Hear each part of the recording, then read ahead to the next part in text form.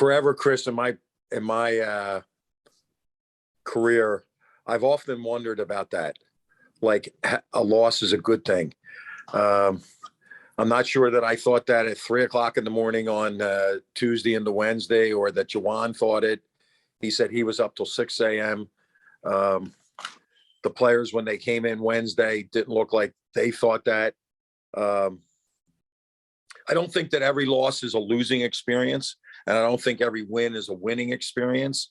And certainly there were a lot of lessons for us. And at the end of the day, for that 40 minutes, and it's hard to acknowledge, but we lost to a better team. They were just better than us, whether it was the 9 second half offensive rebounds, whether it was, and you'd have to help me with the number. I think we had 9 turnovers in the second half. I know we had 3 at the half, and we had 9. Whether it was the foul shot differential, and that's not about the referees.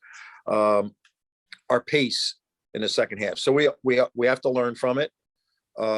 Certainly, I thought the crowd was spectacular, but we did have some looks that were like, "Hey, I didn't hear that call." Okay, well, that means that's something that we can grow from. But look, it was almost, not that I've ever been a sprinter in my life. I don't even walk fast, but they walked us down. You know, you hear that term, that they walked us down. And I remember on the bench when they took their first lead in the second half, I thought, this is their first lead in 25 or 26 minutes. But they just kept coming and got spectacular bench production. So, yeah, we have to learn. But this team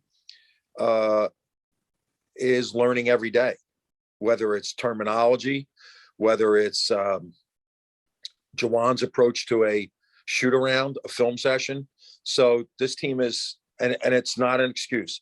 This team is a lot of new guys who are filling very significant roles on a very good team. Thank you. Coach, you touched on the offensive rebounding against Seton Hall, and that was also a bit of an issue against Buffalo. Is that a concern for you guys, and is it something you're working on in practice? Absolutely, positively. Like, don't tell anybody that I told you, all right? Since this is a small group, I can tell you. When we went to a secret scrimmage where you're not allowed to put out a lot of information, right? DePaul had 17 offensive rebounds. Buffalo had 17 offensive rebounds. Seton Hall had 9 in the second half. It is an issue, and it is addressed, and it is talked about. And ironically, one of our best sessions of blocking out and competing on the glass probably took place on Monday in practice. We did a really nice job. We have to continue. And one of the, when you come out of a game and your point guard leads you in rebounding, that's a salute to DJ, but it's also our front court guys.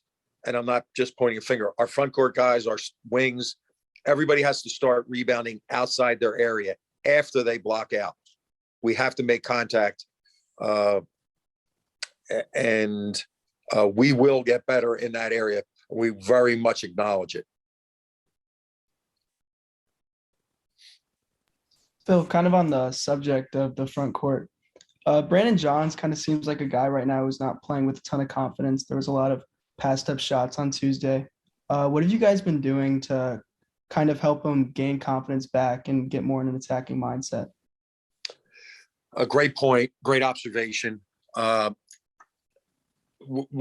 Any number of things, you know, the Brandon that was in the NCAA tournament last year, the Brandon that took Isaiah Liver's spot, the Brandon that had 20 points in Madison Square Garden 2 years ago. That's the guy that we need.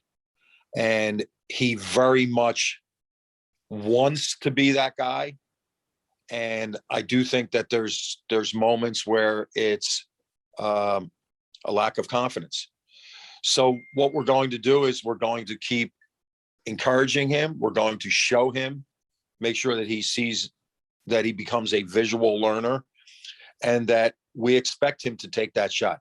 there was a beautiful moment yesterday in our practice before we left town, and coach showed them a clip, and he pointed that out in front of the whole group. You take that shot. There was a shot where he came down at a trail, and we ended up with him turning and trying to back down from the 3-point line. Our court in that area is Hunter's world. So Brandon has got to take those open shots. I thought he did a good job, not a great job, but a good job. He got on the offensive glass, and he's going to have to be like a great offensive rebounder because so much attention is based on Hunter being so close to the basket. We'll get that guy back. We'll get Brandon back. We'll get him because it's not lack of want to.